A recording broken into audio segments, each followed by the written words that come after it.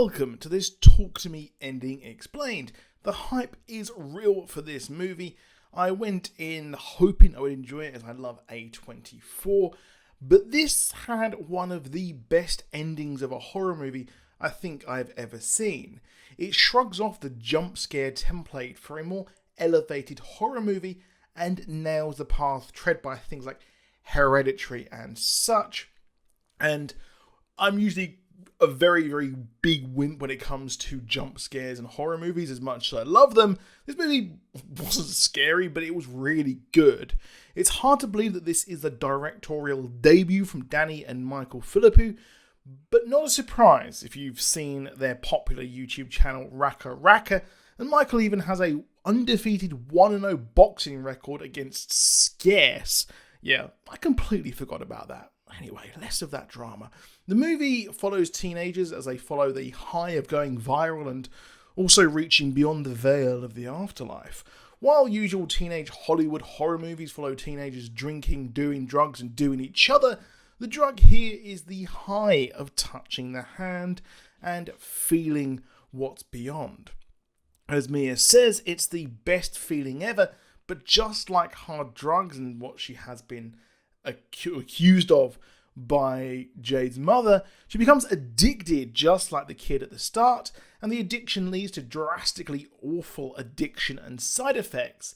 It also shows just how just one little toke can lead to literal hell in the case of Riley, or just one pill. We follow Mia, who is dealing with her mother's suicide 2 years ago. Whoa, she's not dealing with it, as she's in denial that her mother ended her life by ODing on sleeping pills, and she thinks her dad's not telling the truth, which in actuality he wasn't. He left her suicide note there. It looked like she did have depression, and that's something that Mia did say that she also had after her mother died. This has caused a rift between her father and herself, which leads to her inserting herself, for better or worse, into her best friend Jade's family, which deep down Jade seems to kind of dislike, while her brother Riley has found a sister figure in Mia, while Jade is too busy trying to get into the pants of her very religious boyfriend. But as it turns out, he's just not that into her. She turns him into a Mr. Floppy. Mia, in poor judgment, takes Jade and Riley to a house where a lit seance... I'm so sorry, I'm too old to be saying lit. A severed hand of a psychic, medium or Satanist, we never find out which, allows someone to see spirits. You must grip it like a handshake and say, "Talk to me, I'm Terry Tibbs." I'm sorry, that's all I could think of.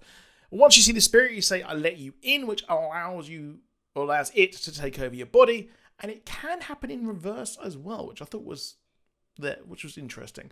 You must not let it in for more than 90 seconds or it sticks around. This is exactly the problem here, as Mia, desperate in her grief, eager to have a go, which I imagine she secretly hoped to speak to her mother, which is why she kept doing it. She does it and becomes possessed by a spirit who warns Riley that the demons want him.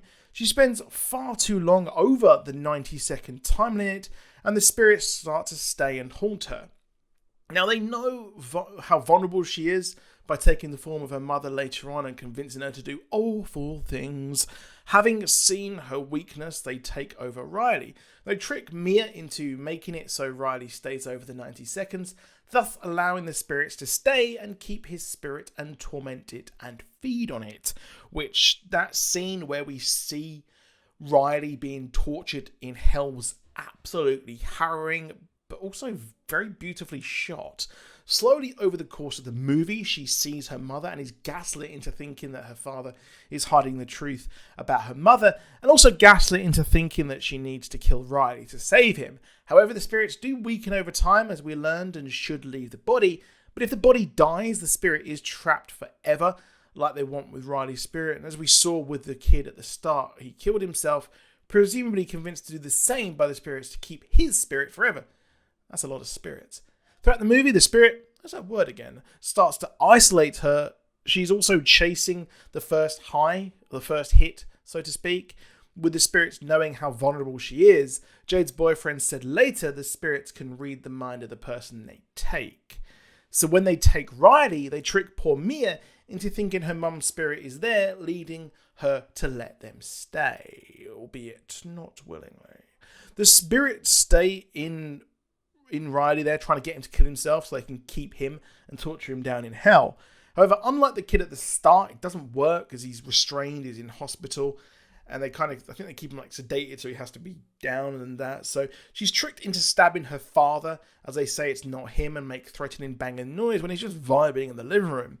She's convinced she can put an end to his misery, just like the kangaroo at the start is kind of coming to fruition there. She's doing what in her head she should have done at the start, which after she didn't do that, she wants to sort of make amends and goes to kill him by throwing him in traffic, as she doesn't want to use, she hesitates using the scissors.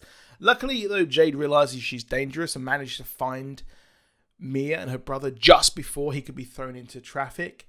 Now, as per usual A24 fare, the ending could be seen as ambiguous here. As at first, I thought Mia was letting herself go and die, as we see her let go of the wheelchair, and then she ends up in the road there, or absolutely destroyed.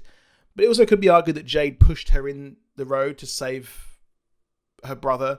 Probably she let go and then she was pushed in.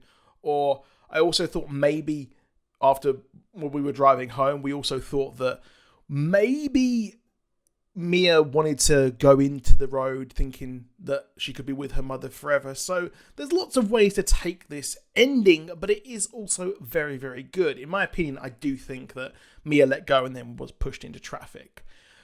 But that scene where she goes into hell and then you see her go through to the talk to me hand just is stunning. Absolutely stunning. The way you see her side profile, she wakes up, and it thematically matches it as well, which was just beautiful. So, yes, let me know what you think of the movie down below in the comments. Do like and subscribe if you want more from us. And I am going to go and play some God of War Ragnarok. I'll see you soon. Goodbye.